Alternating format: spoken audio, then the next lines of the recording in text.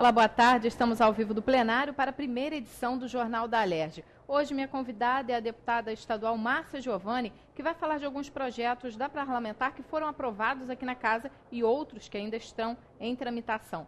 Deputada, muito obrigada pela sua participação hoje aqui com a gente. E eu queria começar falando de um projeto muito importante para as mulheres. Ele já foi aprovado e agora aguarda a sanção do governador, que é a questão do teste genético. A senhora até batizou essa lei de Lei Angelina Jolie, para que as mulheres possam saber se tem uma mutação genética. Como é que a senhora teve acesso a essa informação e como é que é esse teste? Olha, boa tarde a todos, boa tarde, Potira. Olha, isso surgiu, eu costumo muito ouvir as pessoas, né? Eu acho que é daí que surgem os melhores projetos. E isso surgiu até ouvindo uma assessora minha, que ela já tinha perdido a mãe com câncer, uma tia dela também estava com câncer de mama, e ela estava comentando, né, que era um exame caro, que custa na faixa de 4 a 7 mil reais. Então, não é qualquer pessoa que consegue fazer esse exame, né? E nós começamos a rever o caso da atriz Angelina Jolie, que muitos questionam por que Angelina Jolie. Porque todo mundo ficou apavorado quando uma mulher nova, rica, bonita, resolveu se mutilar, tirar a mama. Porque ela tinha também antecedentes, né, na família, e que mostrou, quando ela fez esse exame BRCA1 e BRCA2, mostrou que ela tinha essa mutação genética e tinha 87% de probabilidade de vir a ter câncer de mama. Percentual muito alto, né? Muito alto. Então, ela preferiu retirar as mamas, né, porque ela falou que ela queria ver os filhos e os netos crescendo. Então, por isso a gente fez esse projeto. Eu acho que vai ser um grande avanço para nós, mulheres. Eu acredito que o governador vai ser sensível à causa das mulheres, porque apesar de ser um exame caro, se você for pensar, Potira, quanto custa um tratamento de câncer, né? Uhum. Como sofre a família, como nós temos que tirar essa mulher do mercado de trabalho, nós temos que indiretamente tirar essa mulher do convívio social, né? Muitas vezes ela é abandonada pelo marido, pela família. E muitas vezes não descobre no início a doença, não, né? Vai ser tardio. Então, esse exame é para termos exatamente isso, a prevenção. E tendo a prevenção, vai sair muito mais barato para o Estado também. Agora, o Estado ofereceria esse teste gratuitamente na rede pública? Pelo SUS. O que a gente pede é isso, que o SUS faça. É claro, assim, qualquer mulher vai poder fazer esse exame, deputada? Não. Ela vai ter que mostrar, né? Vai passar por um mastologista, ou oncologista, e provar que na família ela teve esse histórico de câncer, né? De mulheres com câncer também, de mama ou de ovário. É muito comum, né? A gente vê em algumas famílias, uma mulher teve com menos de 50 anos, outras também têm a probabilidade de desenvolver, né? Não é tão raro assim. Não é tão raro, não. Infelizmente, a gente tem visto muito isso, né? Agora, esse exame também detecta a probabilidade de câncer no ovário? Também. É a mutação genética. Aí essa pessoa, ela poderia passar por essa cirurgia também na rede pública, se detectasse essa mutação? Também. Aí ela fazia a retirada do ovário e da mama. Ok. Bom, eu vou pedir só um minuto para a senhora, que nós vamos ali ao plenário conversar com a repórter Pode. Natália Alves, que está com o deputado Luiz Martins. Natália. Boa tarde, Potira. Boa tarde, deputada Márcia Giovani. Eu estou aqui com o deputado Luiz Martins, que tem um projeto de lei que vai ser votado daqui a pouquinho no plenário, que trata da questão da divulgação dos testes dos aparelhos que fazem o exame de bafômetro. Conversar com o deputado para saber por que é importante a divulgação desses testes. Deputada, a gente sabe que a lei seca é uma realidade no Estado e no país e tem feito muito efeito positivo, tem diminuído os casos de acidente no Estado e por causa desses aparelhos não serem certificados, muitas vezes as pessoas que têm multas por causa disso acabam recorrendo à justiça, né? Com certeza, é um projeto de 2011, esse projeto será votado, tenho certeza que será aprovado pelo colegiado da Assembleia Legislativa, que é um programa de sucesso à lei seca, mas nós precisamos cada vez mais buscar e dando garantia ao consumidor, ao usuário, da transparência. Então, esse projeto só diz o seguinte: colocar no site onde foi aferido os bafômetros, já que nós temos o IPEM, que tem uma autorização do Inmetro para que possa aferir. Então é só colocar no site para que possamos dar realmente a garantia de que aquele aparelho foi aferido dentro da legalidade. As pessoas também têm alguma dúvida em relação a esse projeto de lei, que acha que é para divulgar o teste do bafômetro das pessoas. Não é isso, né, deputada? É em relação ao aparelho que faz o exame, né? Não, e que nos levou a fazer esse projeto foi a própria imprensa, que colocava os questionamentos das pessoas que paravam no programa Lei Seca. Porque você precisa ter a garantia, e você colocou bem, não tem nada a ver para divulgar quem foi aprovado ou reprovado ali. É para dizer o seguinte, o bafômetro tal, o número tal, foi aferido pelo IPEM na data tal, tem validade até o ano tal, para que possamos dar garantia, se tiver algum questionamento, na justiça, dar embasamento para aquela pessoa que se sentiu prejudicada. Obrigada, deputado, pelas suas informações. Potira, esse projeto está em primeira discussão aqui no plenário e, sendo aprovado hoje, ainda precisa retornar para uma nova votação antes de ser enviado para a sanção ou veto do governador. Eu volto com você daí. Obrigada, Natália, pelas suas informações. Bom, deputada, nós falamos de um projeto da senhora que está prestes a ser sancionado.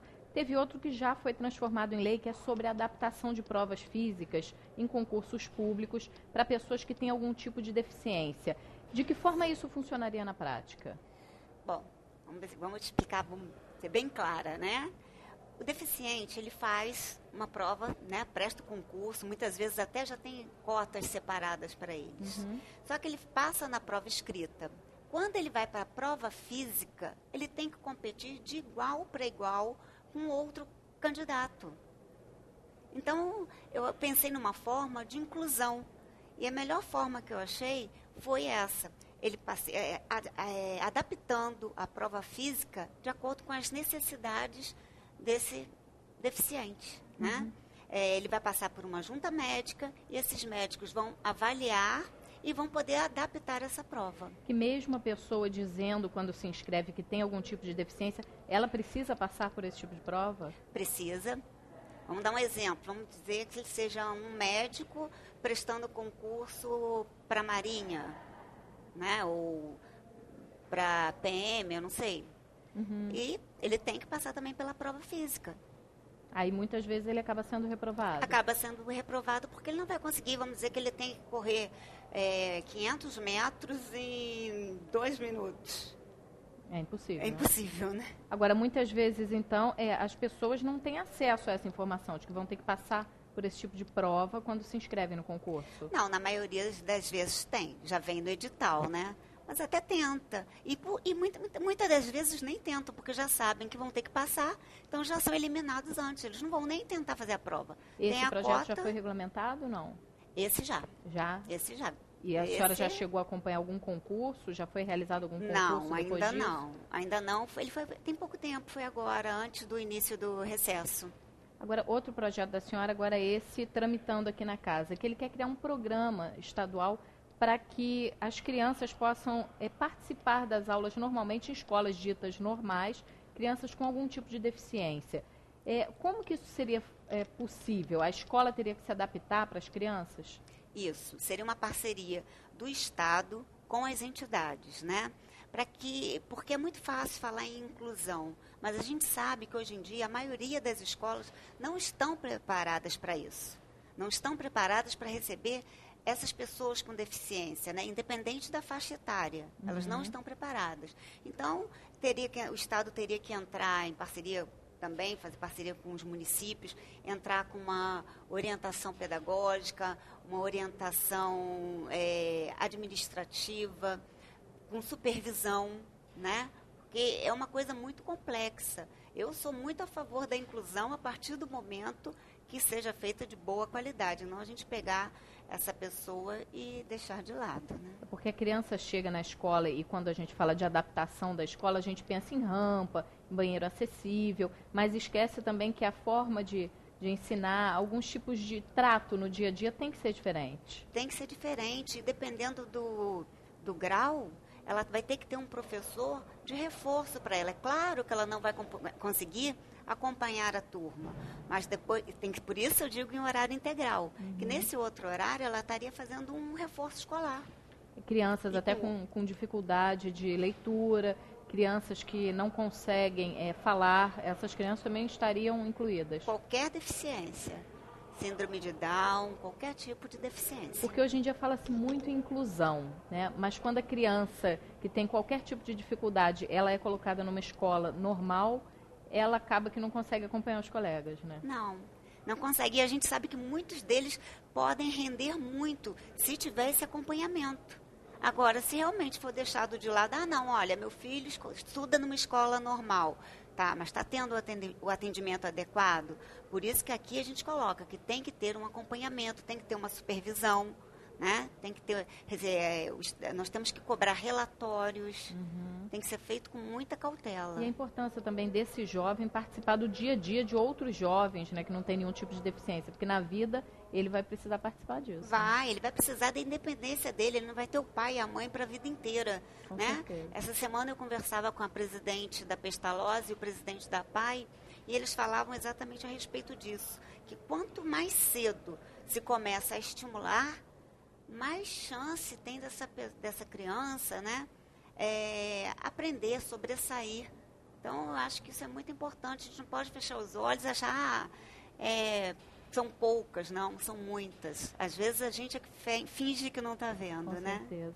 Vou pedir mais um minutinho para a senhora, que a gente vai voltar ao plenário. A Natália agora vai conversar com o deputado Bruno Dauaire. Natália. Boa tarde novamente, Potira. Eu estou de volta aqui do plenário para conversar com o deputado Bruno Dauaire, que também tem um projeto em primeira discussão aqui no plenário da LERJ hoje, que determina que o Estado divulgue o consumo de energia e água. E nesse momento que a gente passa por uma crise hídrica, com poucas chuvas, acho que esse projeto vai fazer muita diferença, né, deputado? A ideia é justamente que a população possa acompanhar os gastos do Estado, né?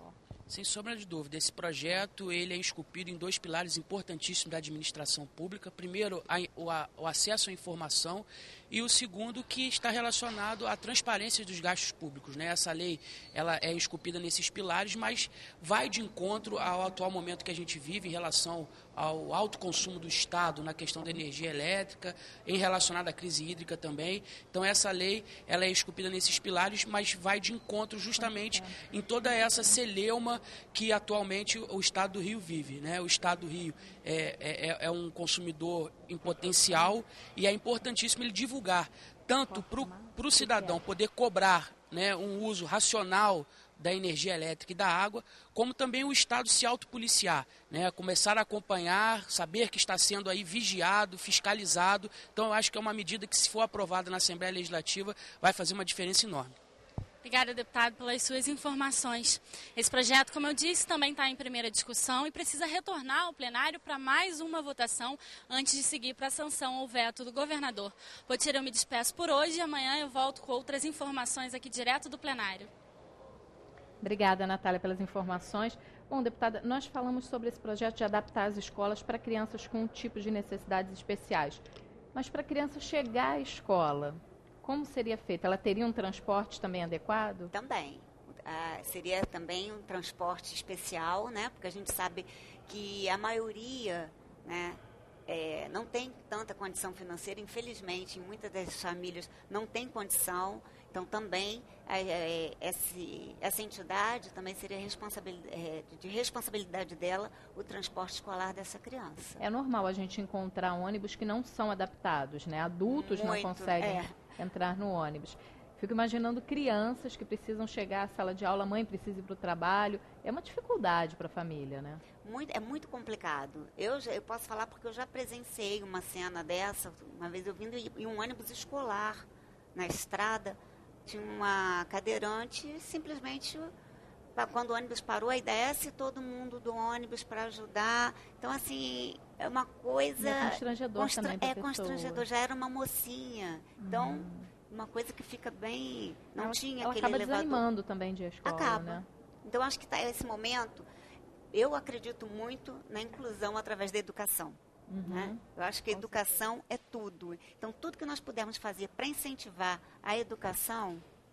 Agora, deputada, nós já ouvimos o deputado Bruno Dauaire falar de um projeto sobre energia e água. A senhora tem um projeto também sobre reuso de água, né? Esse projeto já está tramitando na casa? Também está tramitando na casa.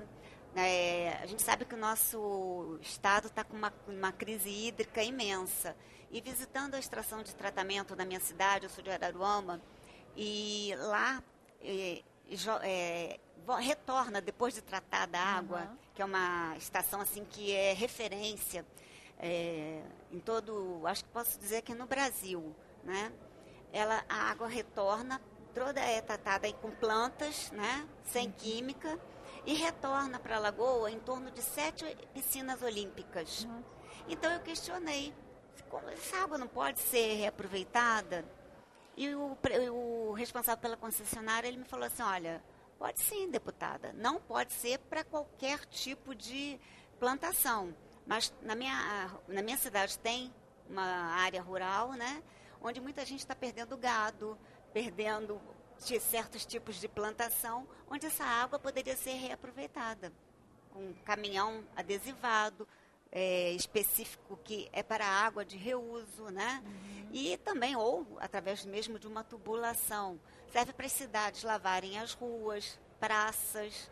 Então, eu acho que é muito interessante. Então, eu imaginei, se em Araruama acontece isso, nas outras cidades também devem estar acontecendo, não é? É importante nesse momento que a gente passa por uma crise hídrica e não chove há muito tempo, pelo menos aqui no Rio de Janeiro, né? Olha, lá também não. Então, assim, poxa, uma beleza, né? Imagina 7 piscinas olímpicas por dia, retornando para uma lagoa, né? E foi na época que eu fiz a audiência pública para tratar da mortandade de peixes na lagoa. Então eu questionei, primeiro minha dúvida foi essa, não é por causa dessa água que está retornando? Ele, não tem nada a ver com isso. Aí eu já questionei num segundo momento, essa água pode ser reaproveitada?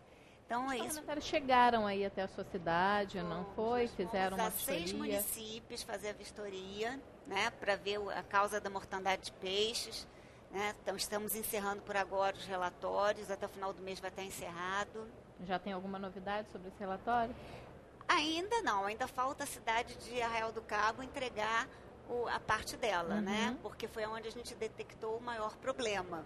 Então, ela pediu um estudo da Fundação Getúlio Vargas e nós estamos aguardando. Bom, deputado, eu agradeço a sua participação. Boa sorte para a sua lei ser sancionada em breve e as mulheres poderem fazer esse exame na rede pública. Muito obrigada. Obrigada, Potira. Bom, a gente fica por aqui porque em alguns minutos os parlamentares começam a votação dos projetos da ordem do dia. Logo mais às 9h30 da noite nós temos as informações de tudo o que aconteceu no Parlamento Fluminense. Hoje pela manhã a CPI dos lixões foi até a central de transbordo do Jardim Gramacho. Você acompanha tudo isso no nosso telejornal e amanhã às 2h40 da tarde eu estou de volta com as informações da ordem do dia. Uma boa tarde para você e até amanhã.